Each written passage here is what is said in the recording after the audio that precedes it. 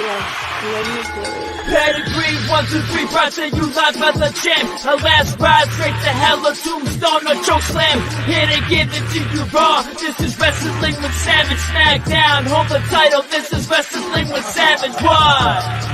Wrestling with Savage begins now.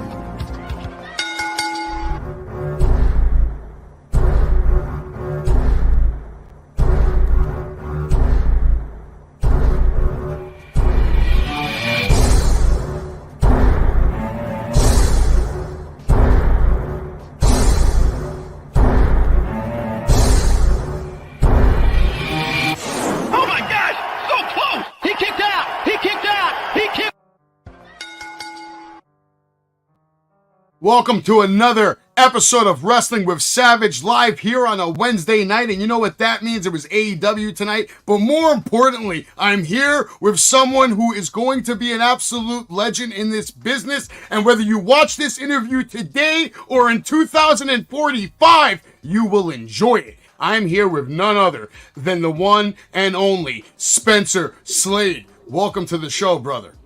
My man Savage, thanks for having me on. You and I talked about this for a while, and I can't wait to be a part of this.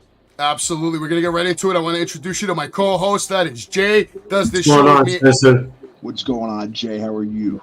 Good, brother. How are you? Jay's very well versed in the world of professional wrestling. He's like an encyclopedia of wrestling information, and that's why I keep him on board. Well, let's get right into why you're even here in the first place. We're here to talk about Inception. BPW presents Inception, January 28th from Broadheadsville, Pennsylvania. And you, my friend, are in the main event. You, my friend, are taking on this man who recently kind of had some success, man.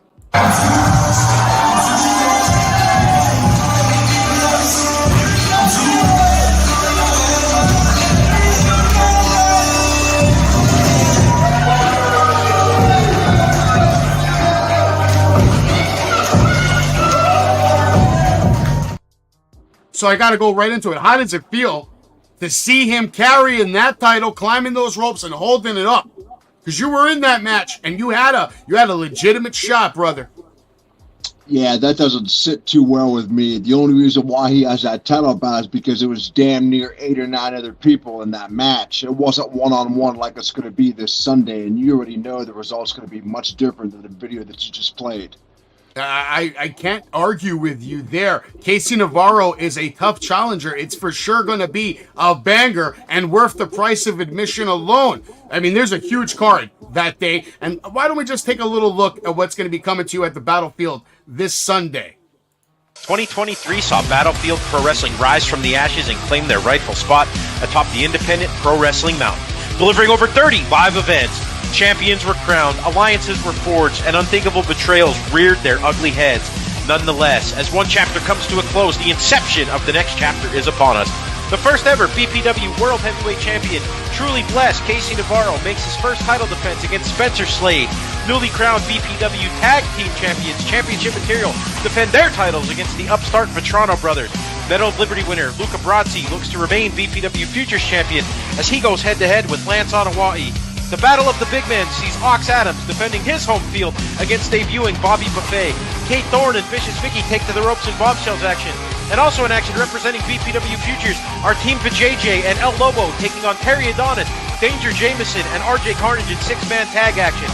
Come and be a part of Battlefield's first pay-per-view event of 2024, Inception. Live January 28th at the Signature Event Center, 137 Aaron Lane, Broadheadsville, Pennsylvania. Tickets are on sale now or catch us streaming live on the premier streaming network. Welcome to the Battlefield! Gotta love that alpha screaming in the background right there, Slade. But it's got to piss you off that Casey Navarro's on the poster by himself. Where the hell are you? That pisses me off because everybody knows that I'm the money. You said the word main event. Well, you're damn right it's a main event. I mean, I don't do anything unless if it's the main event. I mean, just look at me. I mean, heck, I guarantee you Offer on Battlefield Pro Wrestling would have sold more tickets if they would have put my body on that cover. Hell, you would have got all the beautiful women there even left up there in the woods of PA that would have come out to that show. I'm telling you, man, I feel disrespected by not being on that poster. I really feel like, the promoter has his hand-picked guy, Casey Navarro. That doesn't sit too well with me. And I can't think of a better way to start this year off than take that title back from Casey Navarro, walk out the new BPW World Heavyweight Champion. You might as well call it a main event banger. It's going to happen this Sunday live on the Battlefield, and you can be there live in Broadheadsville, Pennsylvania, or you can watch on the Premier Streaming Network. But Mr. Slade, I agree with you. I think if you were on that poster, more tickets would be probably demanded for. I think it's already sold out, but I'm pretty sure they'd have to add an extra 150 seats for you if your face was on that poster. But you know what? It's all right. I understand this is the business. They got to do what's best for business, just like I got to do what's best for business in the middle of that ring. And Casey Navarro, I've got respect for him. I'll say that. He's a great wrestler. He's out there hustling just like myself. But he has one thing that I want, one thing that I need badly, and that's that gold that's around his shoulder.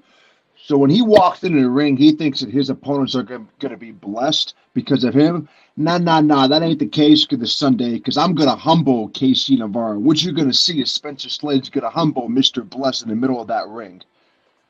I can't argue with you, man. I mean, Casey Navarro's had a hell of a year, hell of a competitor, just like you said. Some people argue maybe Indie Wrestler of the Year. I saw your year personally. I mean, dude, when I first met you, I think I had told you, I'm like, you remind me of Randy Orton and Kurt Angle combined into one superhuman being kind of entity. And it's been an honor to watch you progress in this world. But I've kind of noticed you're already kind of draped in gold. Everywhere you go, you're getting gold. Congratulations. Can I just say something? Congratulations on the ESW Interstate Champion. Congratulations. Oh, man, I appreciate that so much. You know me, man. I always add gold to the collection because at the end of the day, that's exactly what I should have, and that's exactly what I'm going to get. Spencer Slade knows what he wants, and like I said, he gets gold everywhere, but I want to get back into you. He has the gold. I want to get back into Spencer Slade before we keep talking about Inception, because Inception's already stacked. It's going to be a hell of a show, and this is the main reason you're going to want to tune in. But you started out, it looks like, a wrestling fan. And like I said, I compare you to Randy Orton, and watching you grow up was probably a pleasure for your parents. And you look like you have a hell of a family, hell of a history. You also played football. Player. Football player, again, sacks, wrecking kids, and this is a picture of your family, I believe. Beautiful family. Probably an absolute honor to watch you grow up and blossom into this incredible human being you are today. What do you think about... It looks like you were a wrestling fan. Am I right about that? You are absolutely 100,000% positively correct. So tell me the truth, deep in your heart, how does it feel all these years later, watching all the matches you've watched, sitting front row at shows, cheering on for the legends and your favorites, and loving professional wrestling? But now, you are professional wrestling. What does that feel like, Slade?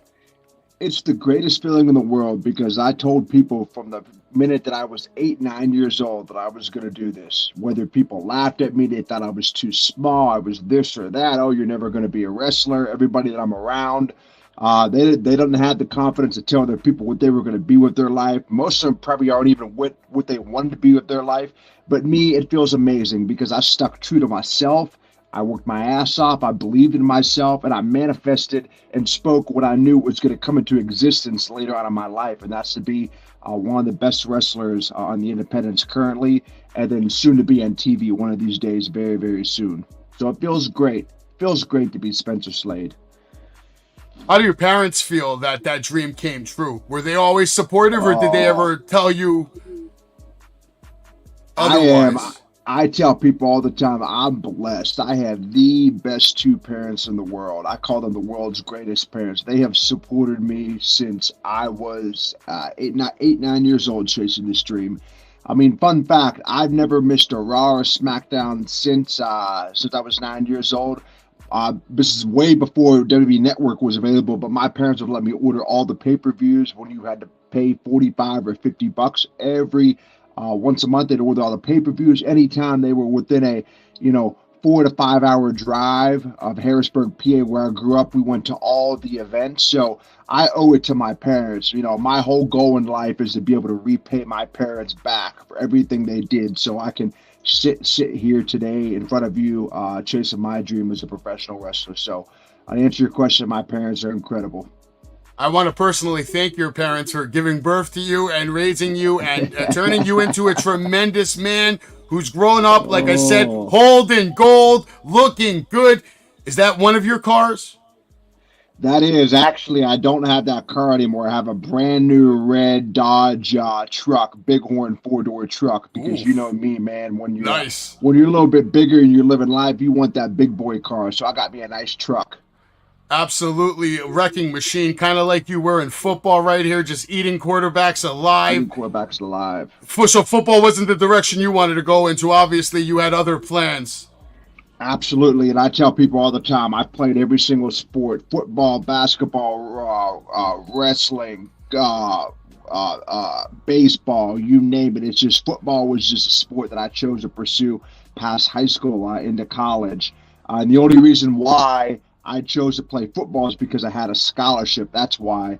When I was 16 years old, I begged my parents to let me go to wrestling school, but they wouldn't let me give up a full ride football scholarship to be a wrestler. So I had to fulfill my promise, just like I always do in my life, of graduating college, playing football for as long as I could, and then I made the real transition into my number one, my first dream, which was to be a professional wrestler.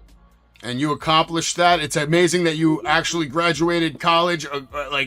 That just adds another layer to you, because you come with the intelligence, you come with the dominance, because it translated. You went, you finished your obligations to your life, to your parents, and then you said, it's time for my dream. And look at you now. Look at you now.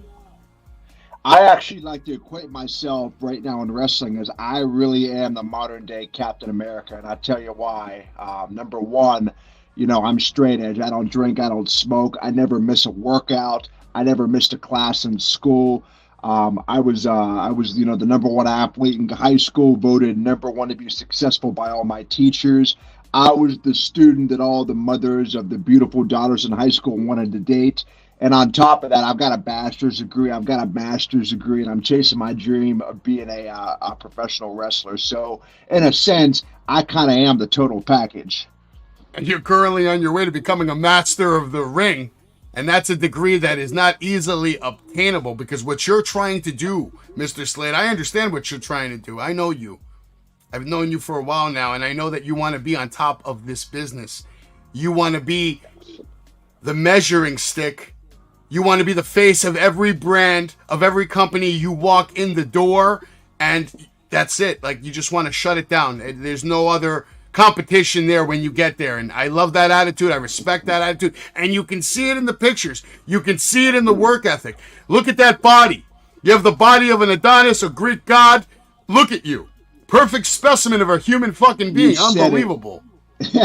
You said it right there, measuring stick at the top. I mean, that's what I crave. That's what I'm obsessed. I'm obsessed with being the top guy in any promotion. And that's my goal. I don't get into anything to be mid-card or anything other than below main event status. And I think when you have that mentality, when you're going to push yourself, when you don't care about what people think about you, like I said, I didn't get into wrestling to make friends. I got into wrestling to be at the very, very top. There's a big difference. So you're exactly right there, Savage. That's how I feel. I live, breathe, eat, sleep trying to get to the top because I'm built for it. You are built for it. I mean, look at this. Like a brick house, man. Like a brick house. And like I said, everywhere you're going, you're getting gold. You're working the shows. You're getting to work with all these incredible talents all over the world, basically. Traveling on other people's dimes. And that's what it's about. Getting it done, putting on bangers, pretty much in every building you walk in.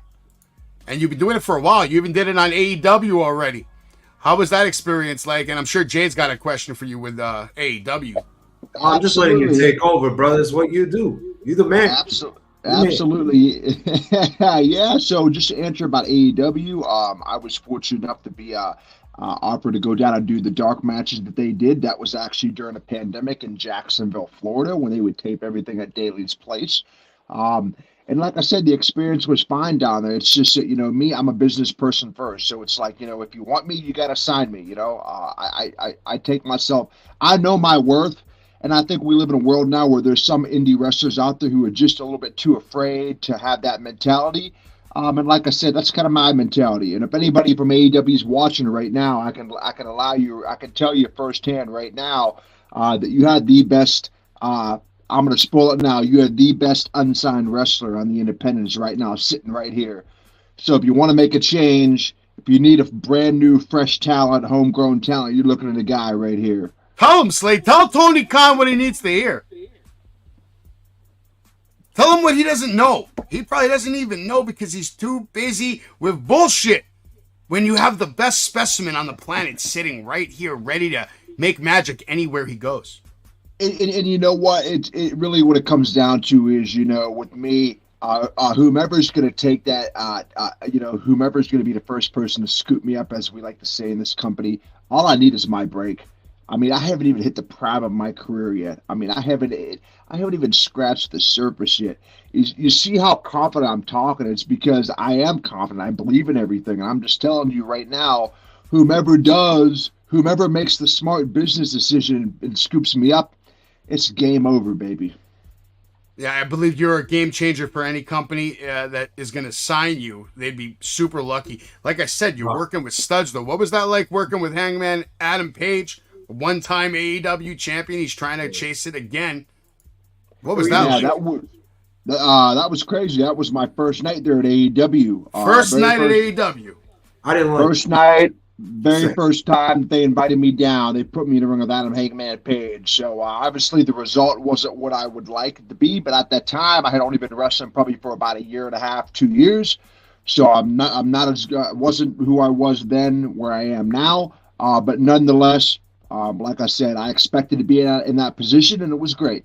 I would like to see that rematch because I'm pretty sure you could beat his ass right now. Hangman, having some problems with Swerve Strickland, another AEW superstar, but.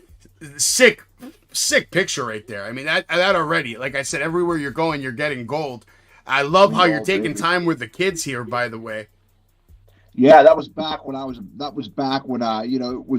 was good guy Spencer Slade, right now I'm kind of really who I am. You're too focused. I'm too focused, baby. And I like to say, if there's fans out there to support me, you guys already know I support you back. And to the fans out there who don't support me, who boo me, you're the exact reason why I wake up every single day to chase this dream and to push myself in the gym and in the ring. It's because you, the same people that boo me, cannot physically do this. You'll never look like me. You'll never do what I can do in the ring physically, and that's exactly why you sit in the stands right where you belong as a fan.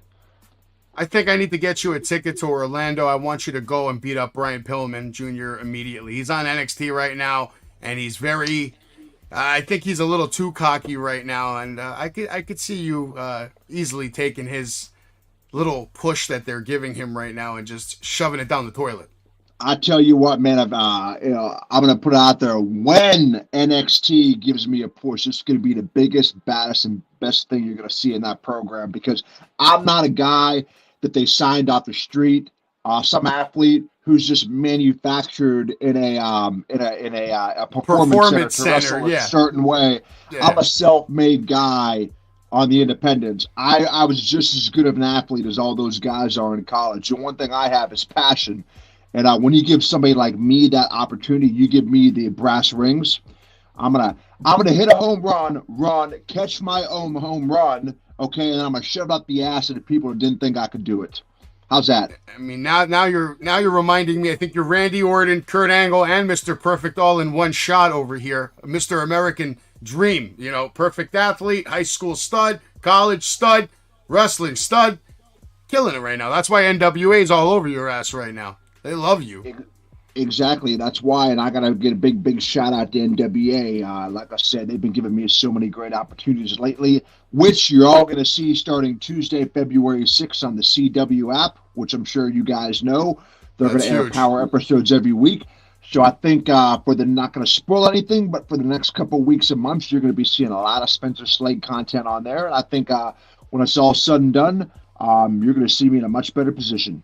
Absolutely. I could see you taking over NWA very easily. Like I said, you're getting gold everywhere you go, working with all kinds of people everywhere. And we want to talk a little bit about your training. Let's talk a little bit about the good old doctor here. What was that like? Dr. Tom Pritchard, man, he could probably go down as the best wrestling trainer in history. I'm sure every wrestler out there knows who Dr. Tom is. He's trained Kurt Angle, The Rock, you name it. Head trainer at FCW, the WWE Developmental Territory. I see him all the time at NWA. He was one of my he's usually the producer of my match. And I've done countless of Dr. Tom's seminars. I've been in the ring with him a dozen times. And Dr. Tom is the guy that is going to take you from being an indie wrestler to wrestling like a superstar. There's a big difference. So I love Dr. Tom. He's the man. I mean, it can't be too hard when you're training a raging bull like that. I mean, look at you. Look at you. Look at that. How the hell do you even get abs like that, man? I mean, dude, if you put face paint on, you'd be the Ultimate Warrior in 1 minute. I mean, maybe even better. Well, one thing about me is I am 10 times the worker that Ultimate Warrior could ever dream. Oh, I'm just talking the body only, of course. Yeah, I absolutely 100% agree with that. I didn't have to take a bunch of chemicals to look a certain way like Ultimate Warrior did, but nonetheless, I'm just a structured guy, man. I'm disciplined. I know exactly what to put in my body. When I go to the gym, I specifically train for wrestling. Everything that I do is wrestling related. Everything. Just because it's my life and I know where I want to get to, and I know that what I do every single day is going to have a positive effect of where I want to get in the future. Yeah, this is what you want to be, kids, when you grow up, all right? Just follow the rules and work hard like this guy did, and you'll be strapped in gold. Look at this. Man, there's a good tag team partner of yours, right? I forgot about that. My tag team partner, a black belt in Brazilian Jiu-Jitsu, Tim Spriggs. We are Capital Punishment, your current MCW World Tag Team Champions. Absolutely. Spence, let me talk. Just getting your touch on that. I want to talk to you about that because you don't strike me as a tag team person. You're just a person that just wants to steal the show. As you say, you're the main event, as Savage is putting you on top of a pedestal like he always does. Hell, we even see it on ringside all over your matches. But tell me, do you prefer even going to that route if it ever comes down the road? That is a great question, and that's something that I thought about. Obviously, like I said, my goal is to be the main event singles champion. And I actually have never really been in a tag team. I just happened to find, as I like to say, my perfect match. Somebody else out there that has a similar mindset that I have.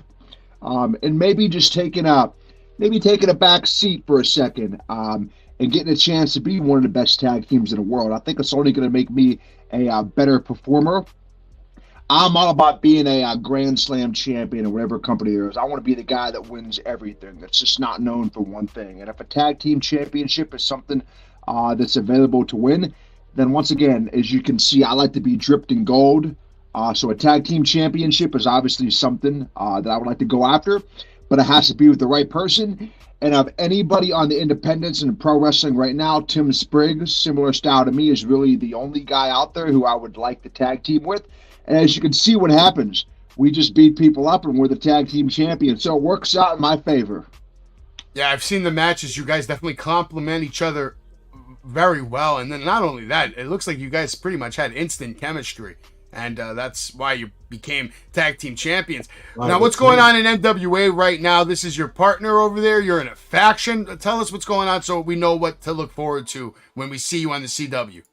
Absolutely. So what you're going to see on the CW network on NWA is actually who Spencer Slade is in real life, except you're just going to see a little bit of flair and theatrics and a little bit of character on top of it a little bit. As you can see, I'm a spectacular athlete. I look spectacular. Everything I do in the ring is spectacular. And that's why in NWA, I'm part of the group called the New Spectaculars 2.0.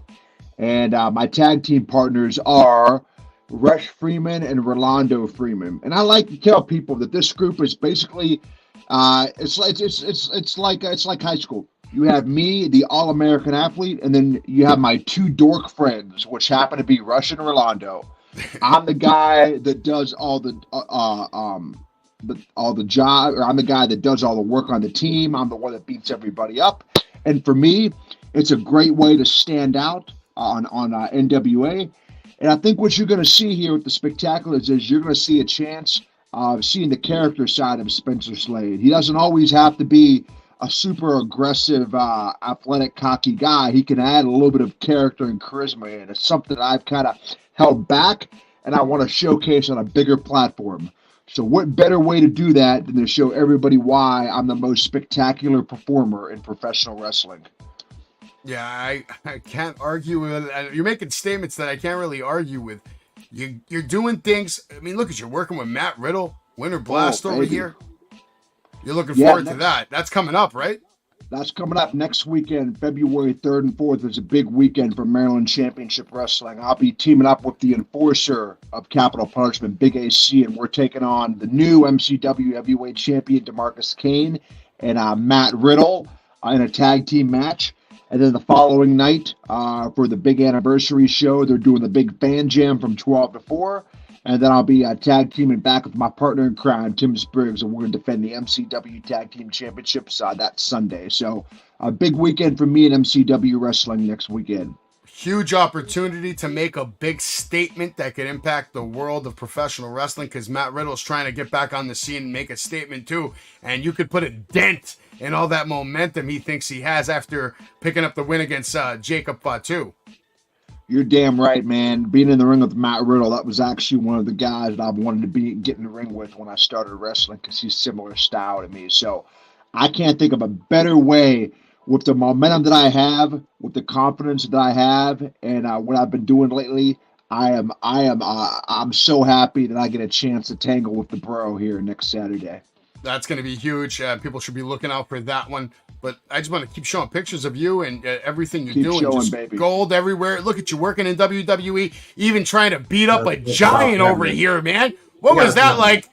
And Jay, go ahead. You hit him up with that first question, Jay. Spence, tell me how horrible was Omos and how glad you felt you didn't have to take the pin that night. Man, it felt great. First of all, that was a crazy experience. That was actually the first night that I ever did extra work for WWE. And when I got there, they told me, "Hey, your tryout match is going to be live on Raw against Omos," and it was awesome for me because, like I said, my tag team partner, the guy that I tag team with that night, he's the one that got his ass kicked and took the pin. I'm the one that just kind of got popped off by Omos a little bit, and I put him in a sleeper hold. But like I said, I'm very, very smart. I knew that wrestling Omos wasn't going to be anything special because he's like wrestling a refrigerator. You can't do anything with him. So I kind of just showed up, got my face seen, did what I had to do, and then left. Wow. But now I know why people say you speak the truth and you speak honestly, because you just gave the honest answer. Jay's loving you right now. I'm a straight shooter in the ring and on the microphone. Out of here, I tell it like it is. Maybe that's something that the right people like, and the people that I don't really care to have to respect or care about them at all. They're the ones that don't like me, and I'm going to keep it that way. But Spence, let's keep going to the great matches, because I know Savage is showing you slides of where you wrestle. How do I say this? Two people to me stand out in wrestling, which I think are really great. One, that's you, okay? But number two is also Josh Alexander. I want you to walk me through that match at the stadium. What was the experience coming out when you just saw that crowd, just saw the stadium, and talk about that match with Josh Alexander. I mean, let's face it, it was a banger. You guys had a lot of time, and you guys both showed why you guys are basically submission specialists in life. Great question.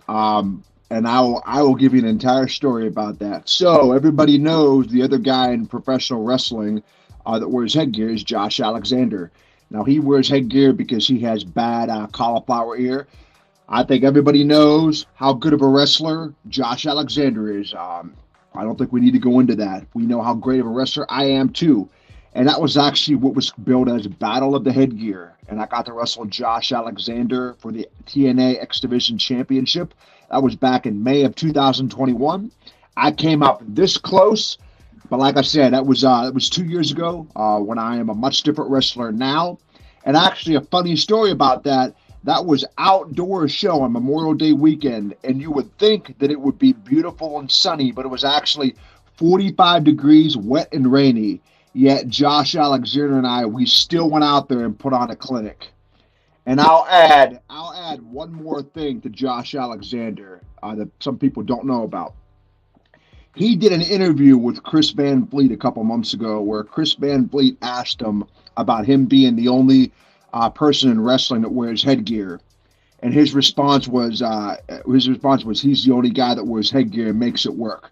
And I never forgot about that because there's somebody else that he left out, and that's me. Okay?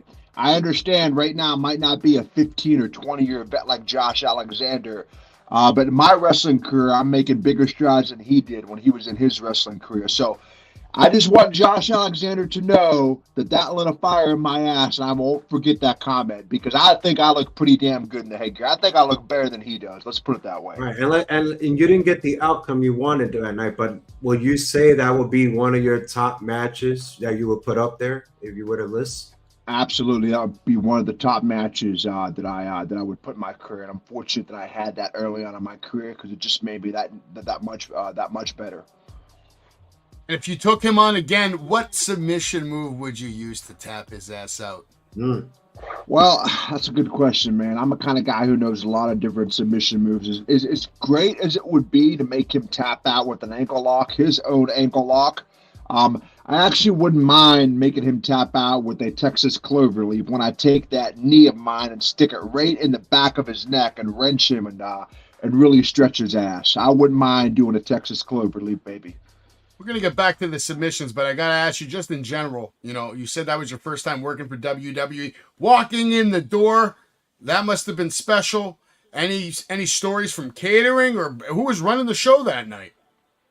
Yeah, I mean, it's a really good experience, man. I had the opportunity to pretty much, meet everybody on the roster, and it's pretty business backstage, I mean, you pretty much just hang out in catering, you kind of find out what's going on in the show, and then it's really that simple. But I will say that you eat like a king when you're there at WWE because their catering is like Morton's Steakhouse. They top got of the line. Steak, chicken, top of the line. Well, of course it has to be baby. top of the line because they're feeding superstars like The Miz. Now, what was this like? He's staring at you. He's trying to get in your head, and he doesn't know what's coming because I could see that match happening on Raw very soon. I don't see a good result for The Miz. I just don't. Oh, absolutely not. And that right there, I'm a big believer in the secret and manifesting things. And that right there was the gods manifesting a match between Spencer Slade and The Miz here in the future. And that was a pretty cool experience there, having to stand and look Miz in the eye and not have to flinch or laugh or make any kind of gesture on national television. That was just me looking into the eyes of The Miz saying, you know what, one of these days I'm going to get you. I believe it, and I can't wait to see it. I'll pay good money to see it, Now, actually. Spence, it's funny we're talking about backstage, and, there's wrestlers out there, social media, talking about how there's so-called backstage politics and stuff like that. I'm sure you're aware of. Do you feel like there's some backstage politics happening now where you're at currently in all your promotions and all your gold compared to what it is in the big leagues? Is there a difference? That's a good question. I honestly and truthfully really can't answer that because I really haven't seen much of that happening to me personally. I think that when everything on your game is on point, the way that you look, the way that you kind of promo, your in-ring work, the better that all three of those are, the better that you're going to be booked and featured. You don't have to rely on politics. But I will say it's all the guys who don't look like me or aren't as good as me or just don't put in the work or don't hustle like me. They're going to be the same people out there that are making excuses for why they're not booked anywhere or why they're not booked strong here. And I'm the kind of guy, I'm booked at so many places right now that I don't have time to sit around and wonder what's going to happen here, what's going to happen there. I'm just coming in to steal the show and leave. That's really all I do. I love it. And all the people that want to play politics, they're going to be the people that are going to be buying my T-shirt here very, very soon. So thank you. I believe it. And like Jay was mentioning, one of his favorite matches of yours, tremendous match. The rematch needs to happen. I need to see him tap out. But I want to get into what I got to witness personally. And that's Dark STG, who's an absolute monster. Let's play a couple of videos, and then I want to talk about your match with him because this is when I really learned a lot about you. And I'll get into that. I'll get into that with the slides. You, Dark STG, stuck your nose in my business. And next month, at the Out of Time pay-per-view, I'm going to leave you laying in a pile of your own face paint because you will fear the gear. You better believe it. Only here at the battlefield can you see stars like Spencer Slade. There's no pinballs, no weapons, submissions only. I can't think of a better way to put this monster away than making him tap out like a little bitch.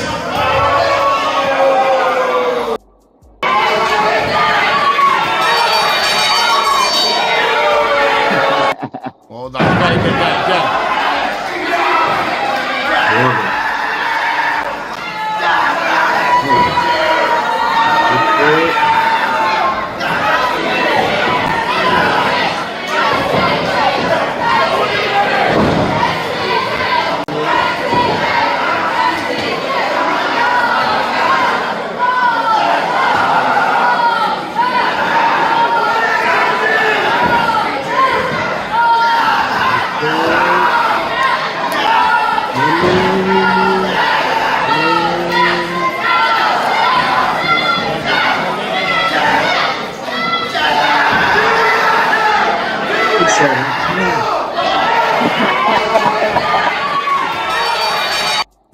And I had to show the full clip of that.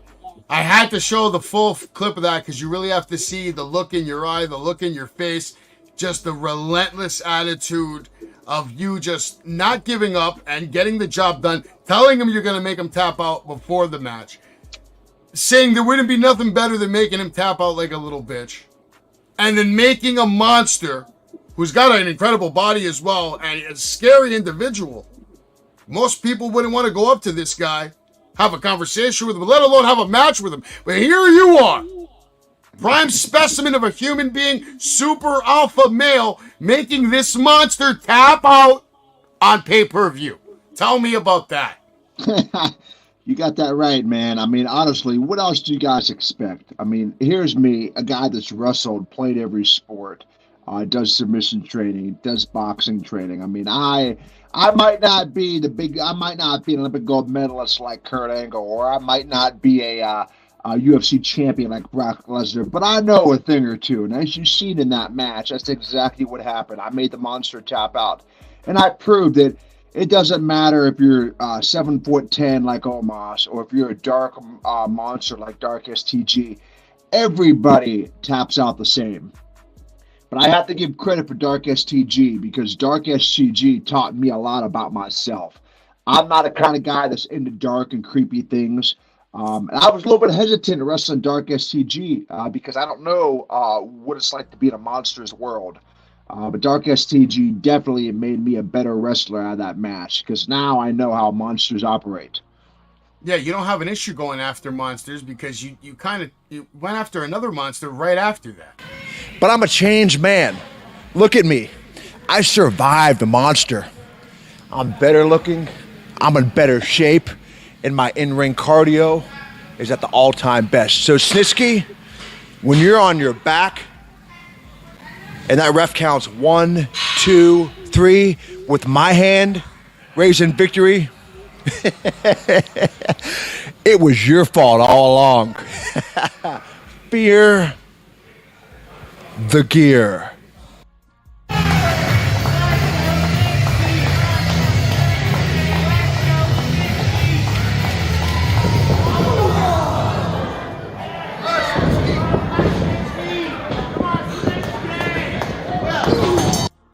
What I love about that clip is it just shows that you don't give a shit. You go straight after the target. You know what needs to be done. You're not going to give him even an inch to get in there and take advantage of his size and his strength and his power because he's a giant as well.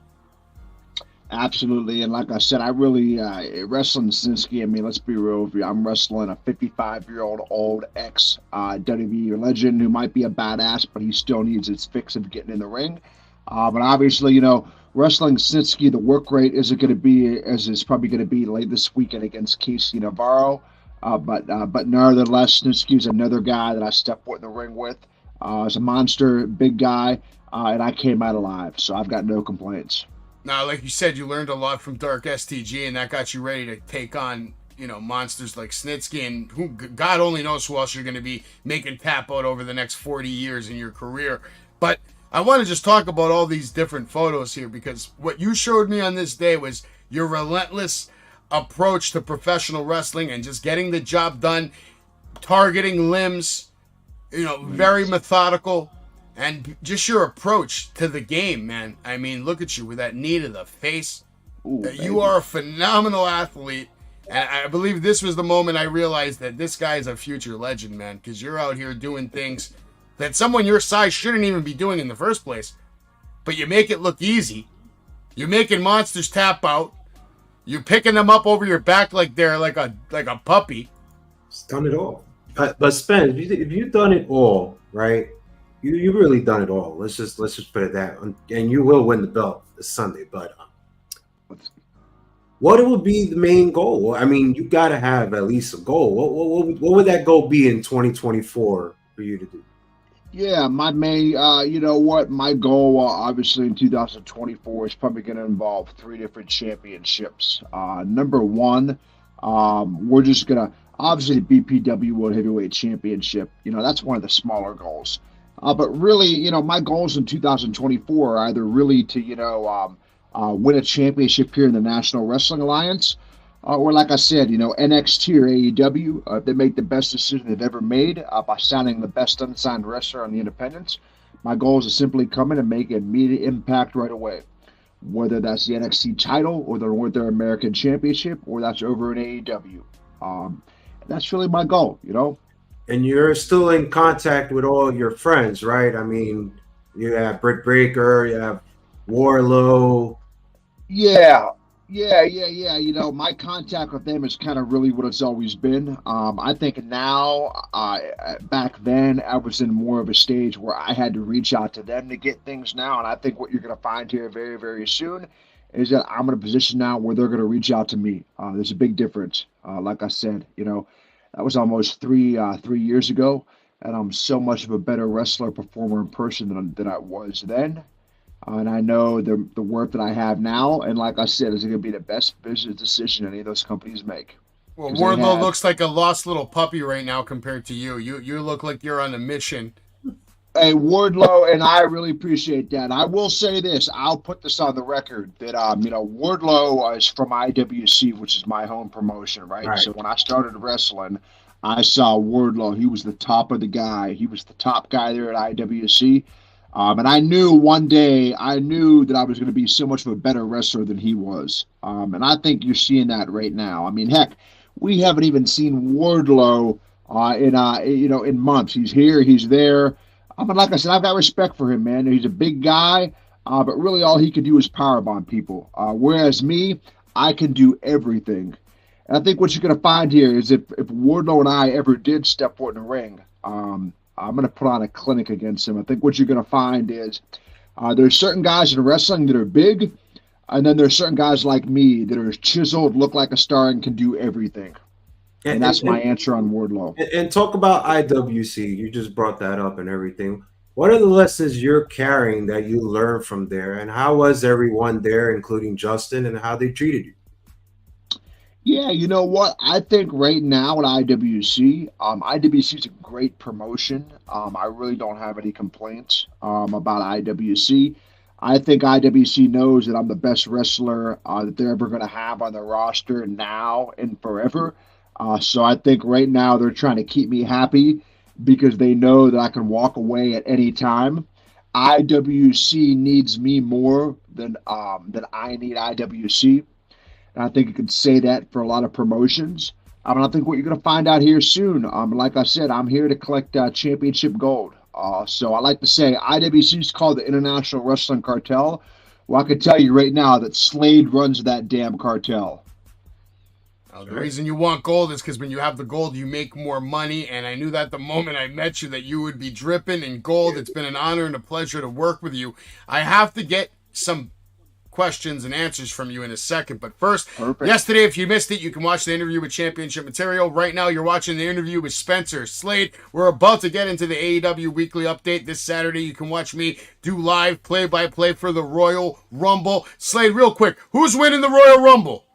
Oh, baby, that's a great question, man. I think what's great about this year at the Royal Rumble is it's the first Royal Rumble in a while where there can be at least 3 to 4 people who are going to win that fans generally want to see win. It's not one of these Rumbles where there's just one guy that everybody knows is going to win or doesn't want to win. You have a Rumble now where there's at least a handful of guys who are going to win. But if I had to put my money on it, I'm going to have to say CM Punk. That's just the safe bet. Obviously, you got Cody Rhodes. You have Drew McIntyre. You have Gunther. You have a couple other guys. You have me, who obviously be in there one day, not this year. Put that out there. But I would have to put my money on CM Punk. I 100% could see you being a future Royal Rumble winner, without question. We'll get more into WWE next week. But Inception this Sunday. Make sure you're watching it. Spencer Slade needs to be on this poster. I think we have to have a discussion with the Samoan dynasty over there. We need to have a discussion with the Samoans. Look at this. We're Slade on the poster. Mike, you got to rip that title off Mr. Casey Navarro. I love him, but you know what? He's a goody two-shoe, and I'm sick of it. You know what? This kind of actually ties into Casey Navarro here, and I'm going to say this. I'm going to say this real quick, but, he was called the Independent Wrestler of the Year. I'm sure that was written by one of those smart Mark, Indie Mark fans who probably, care about Casey Navarro. But I know I was the Independent Wrestler of the Year. I'm the one that made the huge stride. Maybe not so many people knew who I was earlier in the year that knew Casey Navarro, but I came out of 2023 making my name bigger than Casey Navarro has. And I've already proven that so far in 2024. So you know what? I take that personally. So Casey Navarro, you can have all the accolades, you can have all that, but Spencer Slade is going to take that BPW heavyweight top from you, and he's going to be a bigger star than you here very, very soon in professional wrestling. That's right. So thank you very much for leaving me off. You're not going to want to miss that match this Sunday. We have Luca Brasi taking on Lance. Who do you got in this match, Slade? You know what? That Lance Anoa'i, man, he's I actually beat him, so I know what he's capable of. But I think Lance Anoa'i is going to win that match, just because it's hard to root against a Samoan unless if you're actually wrestling himself like me. So I got my money on Lance. Got your money on Lance. Let's go to the next one. We have bombshell match. Kate Thorne taking on Vicious Vicky. Who's your money on?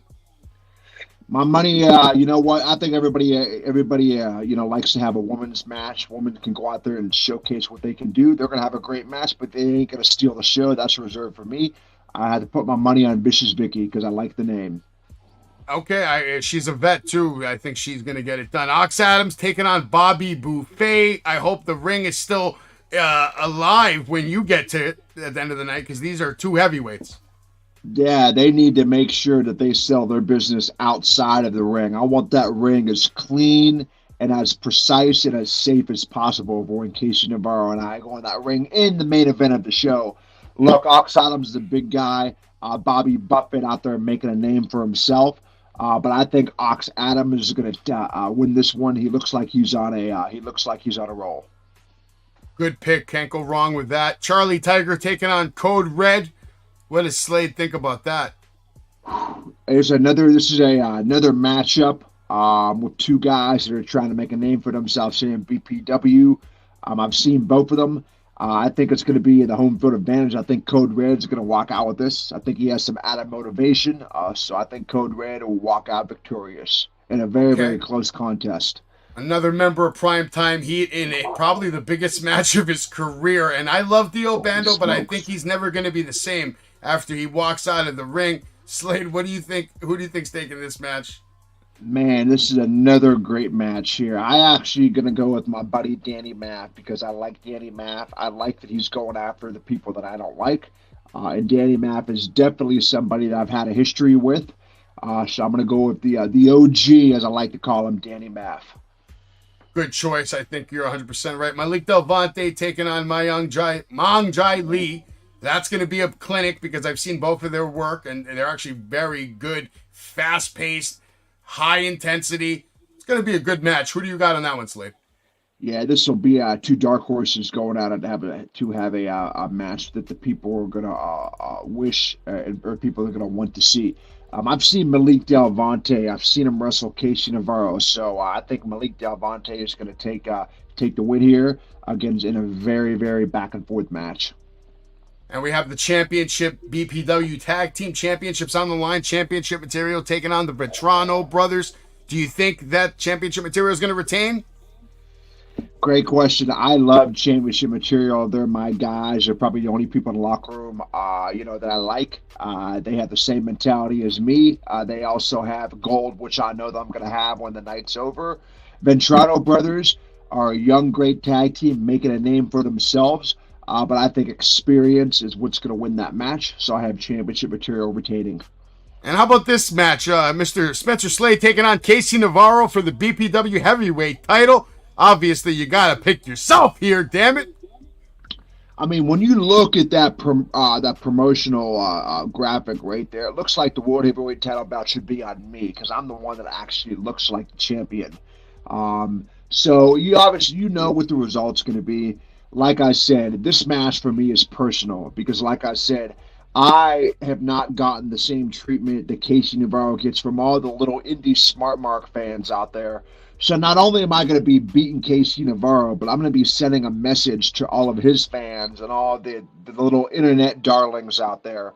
And I'm going to walk out the new BPW World Heavyweight Champion. And I haven't really decided yet if I want to make Casey tap out like a little bitch that I made his boy Dark STG do. As you can see, they work out together every week. Or if I want to beat him with the Kryptonite Crunch and pin him 1, 2, 3. But I think what you need to do is find out live if you're there, get a ticket and watch it there. If you can't, watch live on a Premier Streaming Network, and you're going to see the new BPW World Heavyweight Champion, the most spectacular performer in the game today, Spencer Slade. You're not going to want to miss Spencer Slade versus Casey Navarro. I will be there. You should be there. And if you can't watch it on Premier Streaming Network, I might steal that YouTube title from Stupid Tony. And maybe I might have to make sure, I might have to be a little insurance policy for Spencer, maybe. Because you never know. You got that right. And you got that right. And as a matter of fact, and I'll let all your viewers here and everybody watching know that when I win that BPW World Heavyweight Championship, I'm going to need an agent. I'm going to need an advocate. I'm going to need somebody that's going to be able to handle my business for BPW. And I think I know the right guy in mind right now, and I'll just leave it to you like that. Absolutely. Premier Streaming Network, make sure you sign up now so you don't miss shows like this. You can also catch Saturday Morning Superstars every Saturday, 10 a.m. Hit up Pro Wrestling Tees. Do you have a store on Pro Wrestling Tees, Slade? I do. Yep. ProWrestlingTees.com/fearthegear. You can get your cool Spencer Slade t-shirts right there. Fear the Gear. It's going to be a statement you're never going to forget. Go to ProWrestlingTees.com. Check out Fear the Gear, Wrestling Universe, Wrestling with Savage. Speaking of the Wrestling Universe, we got a lot of superstars that you can meet there. ECW Day, February 10th. Maybe Slade comes down and maybe you can challenge one of these guys. Maybe this guy. Would you like to have a match with Rob?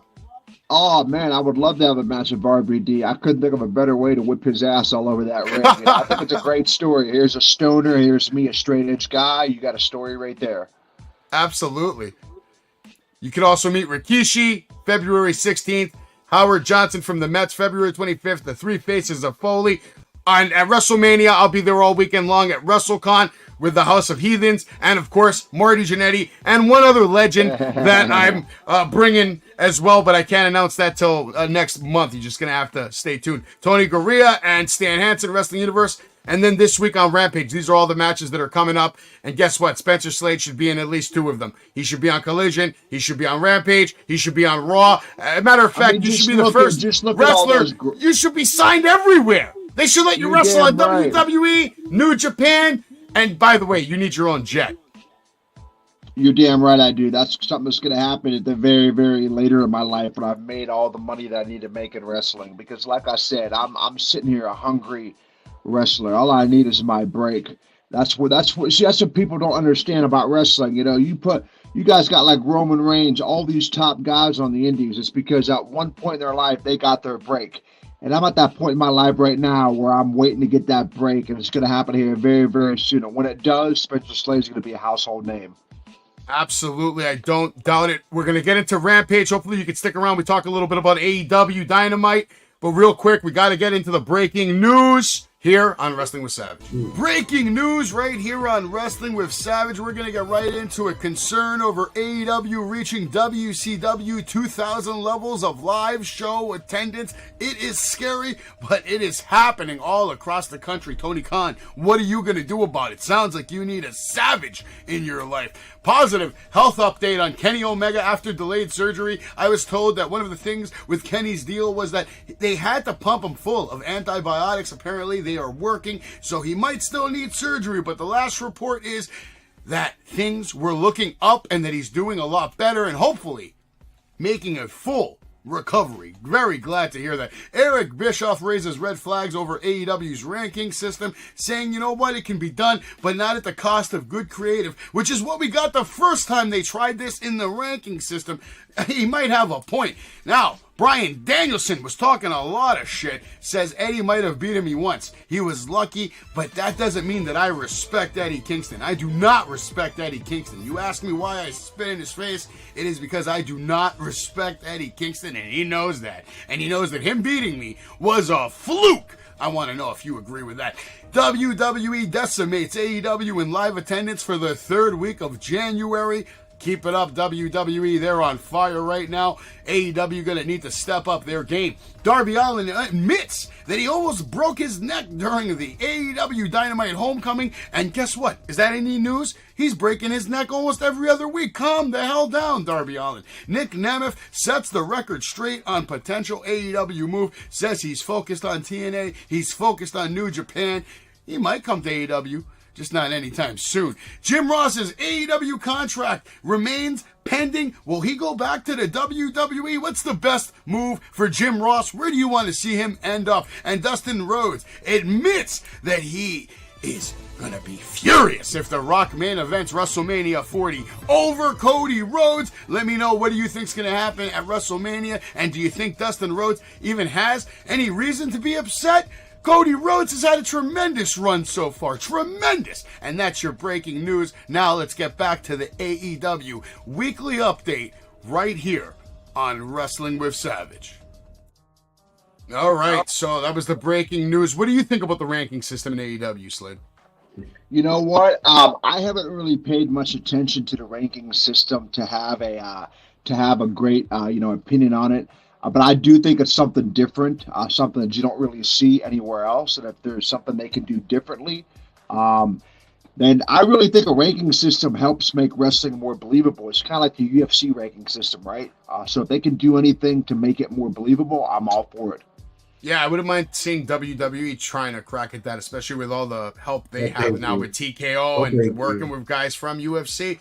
I think we might see that. Did you watch, Jay, did you watch Rampage or Collision? Great, because I don't give a shit. Yeah, Chris Jericho beat Matt Seidel. Here's some pictures. Let's keep it moving. That's what Chris Jericho. You want to say something to Jericho, Slade, at all? Yeah, Chris Jericho. I know that you're, a big fan of you, Chris Jericho. I could tell you right now, the Jericho appreciation side would be a lot better if you had Spencer Slade on there. True story. Chris Jericho defeats Seidel, and then we move on to Penta defeating Anthony Henry. Here's some more slides from that match. Never heard of that guy. We have Chris Statlander beating Queen Aminata. This was actually a good match. Statlander's a hell of a competitor. And then we had, over here, Mr. Darby Allin beating Jeff Hardy. But is that any news? Jeff Hardy's been losing everywhere lately. Jeff Hardy's not the same. He's just not. It hurts me to say it. It does. We move on to Collision. Jon Moxley doing what Jon Moxley does. He beat Shane Taylor. Adam Copeland defeated Dante Martin. They couldn't even make a graphic for him. Thunder Rosa defeated Queen Aminata. They couldn't make a graphic for that either. Buddy Matthews loses to Daniel Garcia. That bothers me tremendously. I love Daniel Garcia, but Buddy Matthews is so freaking talented. Have you ever had any run-ins with Buddy Matthews, Slade? No, but I tell you what, I would look damn good in that match graph against either one of those guys. That's all I'm gonna say. Yeah, I agree with that as well. Absolutely. I think actually Daniel Garcia, I don't even think would be much of a challenge. I think you would make him tap out in about 2 minutes. Roderick Strong considers himself a submission specialist. He goes on to beat Matt Sydal on Collision. This was actually a good match. I love Roderick Strong. He's got great work. Absolutely. He big time backbreaker, deluxe specialist. Love this guy. Brian Danielson and Claudio defeat Eddie Kingston and Ortiz. And this match, I don't know. This is next week on Collision. This should be a good match, but I'm wondering what they're going to do with FTR. We'll move on to Dynamite now, tonight live. It was a good show. It was a good show. Yeah. What do you think about the AEW World Champion Samoa Joe, Slade? Man, that's a guy I've watched since I was a little kid. That's another matchup of mine I'd love to have one day, me versus Samoa Joe. I steal a lot of his stuff that he does, like his jabs and stuff like that. Samoa Joe's the reason why he's still wrestling at a high level at this so far in his career. So, big thumbs up for Samoa Joe. Yeah, doing some of the best work of his career. Hook over here being very brave, coming back out after the beating he took last week. Jay, I'll go to you real quick. What did you think of this segment? Yeah, I truly think they messed up last week when the Hook was getting his shine with Samoa Joe. I thought it really, really brought him into a new light, and I thought Adam Page stole it. When he beat up the security guards, I thought it fell flat. And I really thought they missed opportunity here for AEW. I thought they really missed out. I didn't think he had to come out here. Have you ever had any run-ins with Taz, Slade? Because Taz he's not going to, you don't have to wrestle him. He's past his prime. No, I met Taz when I wrestled a Hangman Page. Just a brief, hey, how you doing? That was it. Yeah, his son's looking pretty good, but, I think he's still got ways to go, and he's definitely not on the level of Spencer Slade. We have Penta taking on Hangman Adam Page in the opening match of the night, and this was actually a very good match. I liked it. Great pace. I love the beginning of the match where you rarely see this anymore, where two men lock up, and then they get into a little sequence, and then the other one allows them to reset. You barely see that. So Hangman showing some class tonight. Good match. Hangman moving up in the rankings. It looks like shouldn't like it. He don't like it. He don't like it. Go ahead, Jay. You hate Hangman and Page. I hate him just like Spencer. Say you hate Page. I hate Page. I call him Adam Hangnail Page. That's what I call him. Hey, I get that. Savage. Listen. Yeah, you think Savage is your cheerleader for you? He is, but he's also a cheerleader for Adam Hangman. No, I'm not. I don't give a shit about Hangman and Page anymore. I know. I'm telling you. He's run his course, man. You know what I think about Hangman Adam Page, Slade? I'll tell you. I think he's someone who hasn't earned an opportunity at the world title recently, yet somehow he's in the picture. So talk about politics. That seems like politicking to me. Ego. Talk about egos. How about that? I couldn't agree more with the both of you. Yeah, I'm not going to waste my time with Hangman and Page anymore. Jay always likes to talk about it. Samoa Joe doesn't want to waste any time with Hangman either. He's pissed off. He's sitting there. He was doing commentary. By the way, great job on commentary. Samoa Joe killed it tonight. Wardlow was going to take up Trent Beretta next, but first we had to have a word with Orange Cassidy, and he's very, he doesn't care that he has to wait till March to fight Roderick Strong. He's going to defend his title, with other people till then. And he actually is going to defend it against one of his best friends. Now we get Wardlow, Trent Beretta. Speaking of Wardlow, here he is. He comes out. He's putting up a match with Trent Beretta, who obviously can go. We all know Trent Beretta is an incredible athlete and a good wrestler. And tonight, he showed an aggressive side, beating the shit out of Wardlow with a steel chair. He hit him with a pile driver. I actually thought he was going to beat him for a second. DDT, pile driver. But in the end, powerbomb, loss. And, Hangman, I'm surprised he didn't come out and get involved in this too. He likes to get involved in everything. So did you see this match? I did, yeah. I actually watched the match. It was what it was. Like I said, I told you that match would have been 10 times better if I was in that ring. Can I be critical of Wardlow? Is that okay with you? I just really absolutely. want to be critical. Hey, I'm critical of everybody. Tell me if this makes sense. I just feel like when a person makes a lot of money and are exposed on TV all the time, every single week, whether it's 2 or 3 times, I feel like they lose a step, if that makes sense to you. I feel like when I saw Wardlow tonight, I felt like a guy that was trying when he shouldn't be trying. It should just come off natural.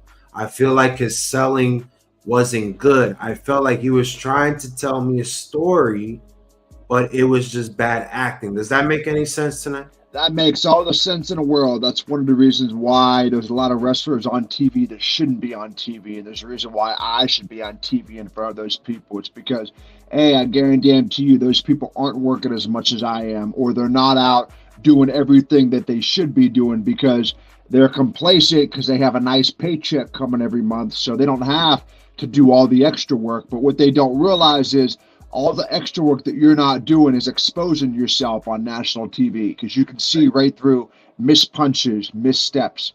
One thing I will say is you can't hide the fact that you haven't been training in a professional wrestling ring. It'll shine right through. That's a great statement. That's actually a great statement. One of the most honest statements I've ever heard from a professional wrestler on this show, and I've had quite a few. We get a promo from Edge, basically letting us know tonight you were going to see like a dream match. He can't wait to take on Suzuki. We'll talk about that later. Now let's get the face-to-face interview between the timeless Toni Storm and Deonna Purrazzo. And I thought this was actually a good segment. I loved how they did the camera work with the black and white, half the screen black, white. Deonna ended up looking really strong in this. I didn't like the ending too much. Jay, what did you think about this work right here? I thought this was great. Maybe you didn't like the ending because she hit the wrong person, but I thought it was great. I thought it was great. I thought Deonna is shining so much in the last 3 weeks. It's truly insane. Yeah, Deonna's been stepping it up right there, man. How about you, Slade? Who do you think's going to win in that match between Toni Storm and Deonna Purrazzo? Deonna Purrazzo, like you, she is a submission specialist as well. I know. You know what? As much as I love Toni Storm, another great wrestler, what she's doing, I got to put my money on Deonna. Yeah, I agree with you. Deonna's been killing it right now. That's why you see her holding that gold right there. To me, that's a weakness right there when you allow your opponent to even lay hands on your title. I know, Slade, you wouldn't let that shit happen. Absolutely not. I wouldn't let anybody touch my title belt. That's the ultimate disrespect right there. Someone else touching your title that they haven't earned it yet. John Moxley cutting a promo. We've heard that promo before. This was a little interesting. Johnny random. TV. True random. What did you think about this, Jay? Are you excited to see Johnny? I just thought this was random. I haven't seen both of them in God knows how long. They are now officially, according to them, the new power couple of professional wrestling. We'll see how long that lasts. Let's see how that gimmick. Let's see how long that lasts. Jeff Hardy versus Swerve Strickland coming up now on Dynamite. And this match was a hard watch the first couple of minutes. It just looked like Jeff wasn't even there. He forgot to take off his chain. I mean, I don't know if that was all like on purpose. And if it is, then he deserves a fucking Oscar.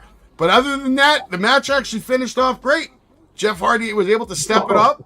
It did. They managed to finish the match. The first 5 minutes were very hard to watch. You know how long Swerve was waiting for Jeff Hardy to do that moonsault? Yeah. I don't know. Listen. We all love Jeff Hardy, okay? We all grew up with him. He's a legend. But what I'm trying to say is there comes to a point you have to say to yourself, your body can no longer do this because you're missing a step and you're going to step back.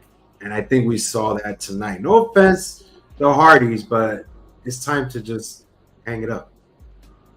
I always thought that if you're gonna keep wrestling, past a certain point in your career, especially when you're way past your prime, you need to adapt. You need to change your ways. You need to approach the ring differently if you want to have another 10 years in your career. Look what they're doing in the thing, putting him in tag team. Keep it like that. If I was his advisor, I'd just tell him to stay grounded, man. Just beat the shit out of people. You're Jeff fucking Hardy. There's no reason for you to do all this crazy shit. And if you're gonna do the crazy shit, do it at a pay-per-view once every 6 months. You don't have to give it away.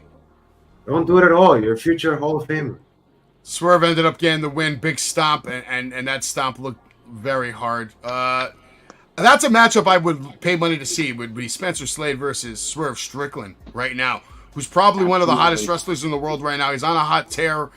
Spencer Slade, you have a message that I could send to Swerve for you? Yeah, if you could let Swerve Strickland, once again, I'm a big fan of Swerve Strickland. One thing I like about him is his confidence. He very, very much believes in himself.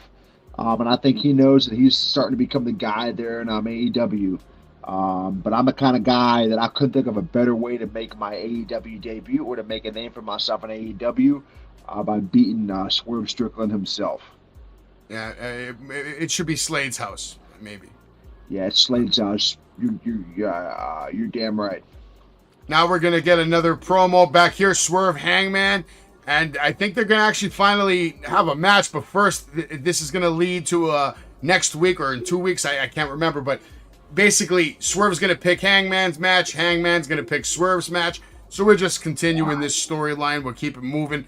We have Thunder Rosa making her singles in-ring debut again against Red Velvet. I actually enjoyed this match. I thought Thunder Rosa looked pretty good coming back after a big injury. What I didn't like is Thunder Rosa had some camera time right there, and she started talking shit to Toni Storm. And then they cut her off to show some like jokers in ringside. And I as somebody who loves wrestlers, I don't appreciate that. You don't cut off someone who was your former world champion who has something to fucking say. She should be allowed to say what she wants to say. She's paid her dues. She never even lost that title, Slade. Absolutely. That's another added fuel to the fire for her. Jay, what did you think of this match and that situation? She's missing something ever since she came back. If that makes sense. I just don't know what it is. It's just something about Rosa I'm not getting behind on. I think she's still getting acclimated to being back in the ring, because being a professional wrestler, as Slade can tell you, is probably one of the hardest things you have to train for constantly. Constantly. He said it. You can see it when people aren't putting in the work. And I'm not saying she's not putting in the work, but she was limited to when she could start putting in the work because of her injuries. So she's still getting into it. Spencer, I know you're a guy, you don't get injured at all, but you must have friends that do get injured. Is it hard coming back? Is it like, do you feel like certain wrestlers kind of are missing something, if you know what I mean? I don't know if I want to call it but... No, you just know when you watch them come back, they're just missing something physical. You can just tell. And like I said, that just goes back to being prepared, to always staying ready. One of the best pieces of advice I was ever getting was don't ever have to get ready, stay ready. And if you're going to come back from something, whether it's an injury, a hiatus, you better make sure that you are putting time in a ring or time in a gym so that when you do come back, people think that you came back better than you left. That's a great statement. We got Sting and Darby Allin right now. We're going to get a live little segment with them. Sting coming out, showing some love to the fans. Basically, they're going to get a tag team title opportunity now. And I kind of hate that they spoiled that. They kind of gave it away a few weeks ago. But we're going to get it. Now we see the Young Bucks over here. And apparently they're executive producers, whatever the hell that means, Slade. What would you do in a situation where, let's say you go to AEW, Tony pays you the money you deserve, and now you have to start working with these guys and they're executive producers? How would that make you feel as a talent? That's a great question, man. Obviously, the more money that I make, the more I might be inclined to shut my trap and kind of go with the flow. But once again, it's one of them things where, I have to kind of see what's going on. I don't like when somebody that wrestles on the show is an executive producer, but that also doesn't mean that they would have anything involved with what you're doing. So I think it's one of them things where you just got to take it by a case-by-case basis. You got to be assertive, let them know what you want, what you should get, why you should do that. And I think, like I said, you just have a man-to-man conversation and let them know that, hey, I'm here to make you money, and let's all work together and make the product better. Yeah, that's pretty much all you can do. Hopefully they go along with that. Darby Allin and Sting do have a match coming up against Ricky Starks and Big Bill. The only thing that's made me happy about this is Big Bill is someone who's deserved a push for a long time, so it's nice to see him finally have some gold on his shoulder. I can't say the same for Ricky Starks. I don't like that guy. I think he's way too arrogant, and he's not on the same level as someone like Spencer Slade. Ricky Starks, another guy that I would love to humble in the middle of that ring. I know exactly what you're talking about. Some people would say Ricky Starks probably has the same mentality or attitude that I have. But like I said, you know what? I'm the kind of guy that it doesn't matter who you put me in the ring with. I know what I'm capable of, and I know what the result's always going to be. We're going to find out. Spencer, what do you prefer? Big Bill or Big Cass? That's a good question. I actually prefer Big Bill. The reason why is because I feel like Big Bill is meaner, more aggressive, and can be taken more seriously than Big Cass. They need to start booking him like the giant that he is. I mean, I want to see Big Bill versus Lance Archer. I want to see Big Bill versus Brody King. There's matches that he needs to have. He needs to get away from this tag team shit. In my opinion, Ricky is holding him down, and I think that's going to change over the next couple of weeks when they lose those titles to Sting and Darby Allin. We have the Acclaimed and Daddy Ass taking on the Mogul Embassy, and this pisses me off because the Mogul Embassy just lost the Trio Ring of Honor Championships, and that automatically entitles them to a title shot, Slade. How the hell does that make sense? How do losers all of a sudden get title opportunities? That's a great question, man. That goes back to the booker of the show. I wonder what they were thinking that night. But like I said, I'm the kind of person that, even if I don't agree with booking or what's going on, I'm still going to go out there and steal the show and execute and give them 110% and make the segment or match better than the person that booked it wanted it to be. Great answer. Jay, what did you think of this matchup and the results, which were, of course, by the way, shout out to Max Caster. He cut a good promo. I'm hoping the Acclaim and the Bang Bang Scissor King would break up as fast as possible so they could unite that ROH title into something. There should be just one trios titles. I don't even know why they have multiple. They have too many titles in AEW. I don't really care about all, and that was bad. Like poor Nana went through the table. They gently put him through the table. I gotta call Nana though, because we talk and we trade secrets sometimes. Nana's a good connect to have. I'm taking him out to dinner next week, so hopefully he can make it to the dinner. He doesn't look real good right there. We'll find out. But now I want to point this out. The Acclaimed out here now doing the 3D. He missed because Dudley Boys. Apparently, the Dudley Boys are coming to AEW. We'll see. I think this was a little Easter egg kind of shout out to what's coming, and I think what's coming is Acclaimed versus the Dudley Boys. Just a matter of time. What do you think about this promo right here? Do you believe she's going to come back and be better than ever, Jay? It's good to see her back. She's been gone for like over a year, but I think she should just stay as a coach. I don't think we need her on TV. And now we get to the main event, Suzuki versus Copeland. And this match was exactly what you would think it would be. Two men coming out, literally just beating the hell out of each other. Very hard shots from beginning to end. I love the way that Edge was working this match, really paying respect to Suzuki and showing everybody that this guy's not a joke. He's very powerful. He can knock me out multiple times in one match, but not enough to keep me down. Copeland with a big boot. Men took it to the outside. They took it to the crowd. Back in the ring, beating the holy shit out of each other. The execution. Mr. Copeland over here looking good, not tapping out. Hits the spear. Suzuki's able to kick out. Put him in a sleeper hold. Damn near looks dead. And then Edge making sure that Christian's going to remember how this match finished, which was him hitting the Christian finish. Well, Jay, what did you think of this match? I don't think it should have been the main event. Okay. I think we could have something. We could have switched, but we could have switched. Look. This doesn't do it for me, guys. Spencer, this doesn't do it for me. You know what does it for me? I'll tell you what does it for me, guys. What does it for me? Randy Savage versus Ric Flair, right? WrestleMania 8. Now, I know Savage, you have a match that does it for you. And Spencer, what's the match that do it for you? Because that's for me. This show tonight was. What are you asking? What his favorite match of all time is? Yeah. What is that match that did it for you? I mean, look, Spencer. First of all, Spencer's a god, Savage. Okay, let's just get it right. He's a god. He's a professional submission specialist. He's a professional wrestler. Okay, I'm sure there was a match he was like, you know what? Yep, before I answer that question, I will say that if I was on AEW Dynamite tonight in any capacity in the ring, wrestling, it would obviously be a much better show. And I think you guys know what I mean by that. Secondly, the match that actually I'm going to answer is the match that actually got me to be a wrestling fan. It was the very first match that I had ever seen on TV. It's how I discovered wrestling. It was main event of WrestleMania 19, Kurt Angle, Brock Lesnar. Oh, wow. Wow. Phenomenal answer. Wow. How did you feel when Brock almost broke his neck in that match? That's a long. So that you must have been like, what, like maybe 10, 11? No, I was 8. I would have been 8. I think 8 or 8.5 by then. 8.5, 9 years old. Oh, wow. I just distinctly remember my grandfather, huge wrestling fan. He happened to have the pay-per-view ordered that day. And that was just my first earliest memory of just watching wrestling. And it was Kurt and Brock, two guys that look like athletes going in there having a wrestling match the way that it should be done physically. And that was a match that I still watch to this day.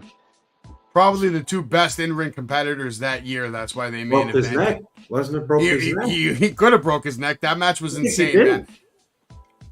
You know, one thing I love about WrestleMania, Slade, is me and WrestleMania is the same age. And the first WrestleMania I ever watched live was WrestleMania 3.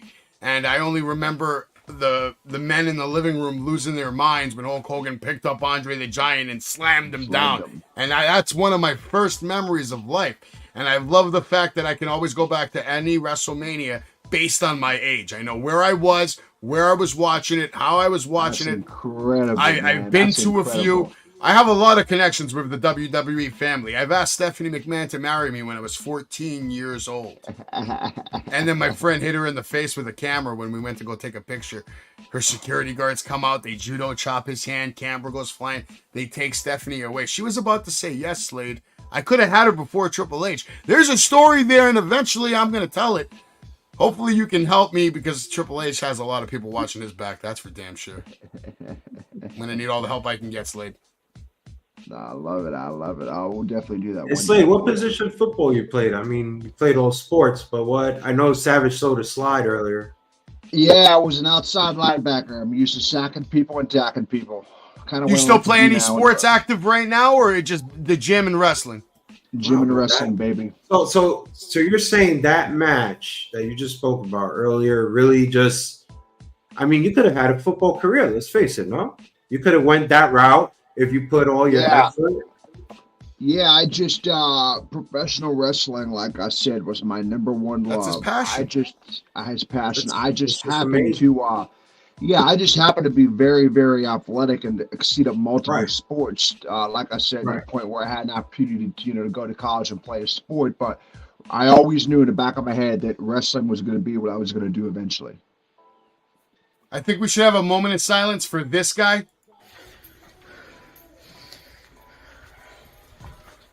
Because this Sunday, I don't think he's going to be walking back down the Green Mile the same way after Spencer Slade is done with him. Make sure you're watching Inception live this Sunday. Slade, thank you so much for coming on to Wrestling with Savage. Is there one last thing you would like to tell all the fans about Spencer Slade? I will leave your viewers with this.